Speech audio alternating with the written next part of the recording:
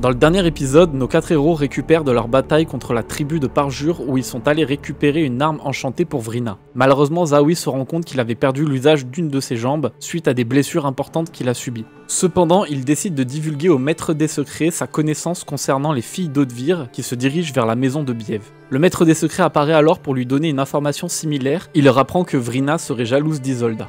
De retour au camp de la Griffe Hivernale, en attendant le retour de Vrina, nos héros vaquèrent à leur occupation. Ils se mêlent au groupe de la Griffe Hivernale autour d'un grand feu où ils se retrouvent tous le soir pour manger et boire. Mais pendant qu'ils dégustent leur repas, ils aperçoivent en face d'eux Isolda, entourée de 3 hommes, mais le regard persistant de Sofiane la met mal à l'aise et préfère quitter les lieux. Alors que Valérian tente de la rattraper, les hommes s'interposent en lui disant de la laisser tranquille. Mais Valérian insiste pour la rejoindre et l'homme prend ça pour de la provocation et engage le duel. Beaucoup trop faible pour se battre, c'est Algrim qui prendra sa défense, et alors que son adversaire commence à prendre le dessus, sa frénésie liée à l'esprit de l'ours lui donne l'ascendant. Alors qu'il est en train d'étrangler l'homme, Algrim perd connaissance et se retrouve à son tour face à Sargan, le démon de la malchance. Algrim lui demande humblement de retrouver Split, son chien qu'il n'a pas vu depuis si longtemps, puis il reprend ses esprits au-dessus du corps inanimé de l'homme. Après une bonne nuit de sommeil, nos héros s'occuperont comme ils peuvent afin de récupérer des forces, de troquer des biens et de se trouver une place parmi la Griffe Hivernale. Sofiane améliore son sac et cherche des biens à voler, il finit par découvrir où se cache l'arme enchantée qu'ils sont allés chercher la veille. Zaoui cherche à retrouver la motricité de sa jambe et finit par la faire geler par la shamanka afin de ne pas avoir à l'amputer en attendant de trouver une potentielle solution.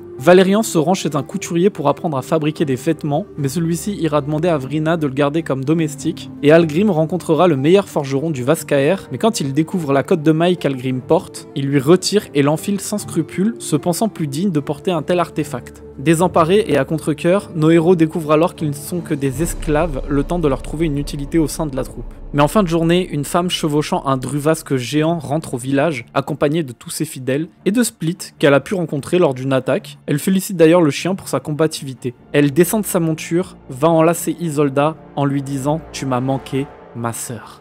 Magnus était donc un des liés par le sang de la mère de Sejuani. Algrim récupérera-t-il sa cotte de maille?